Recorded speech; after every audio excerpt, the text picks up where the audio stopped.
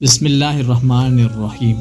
ایک بادشاہ علماء کی بہت عزت کیا کرتا تھا اور مال و زر سے ان کا اکرام کیا کرتا تھا۔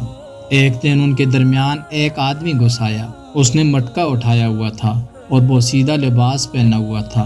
بادشاہ کی نظر اس پر جم گئی اور اس کی حاجت کے متعلق دریافت کیا۔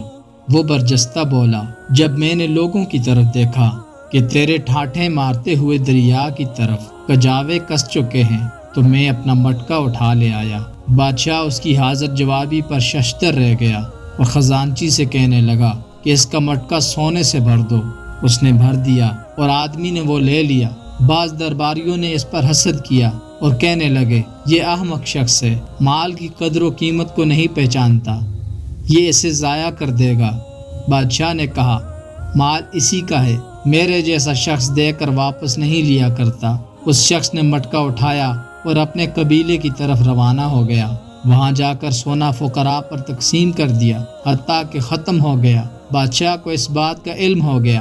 اس کی طرف پیغام بھیجا کہ اس میں کیا راز ہے۔ وہ بولا، سخی اپنے مال سے ہم پر سخاوت کرتے ہیں اور ہم فیاضوں کے مال سے آگے جود و سخا سے کام لیتے ہیں۔ بادشاہ کو اس کا جواب بہت پسند آیا اور اس سونے کے مقابلے میں 10 گنا مزید دینے کا حکم صادر کر دیا۔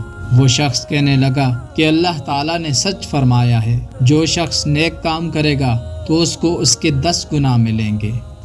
امید کرتا ہوں آپ کو ہماری آج کی ویڈیو پسند آئی ہے۔ ویڈیو کو لائک کیجیے اور ہمارے چینل کو سبسکرائب کیجیے۔ بہت شکریہ۔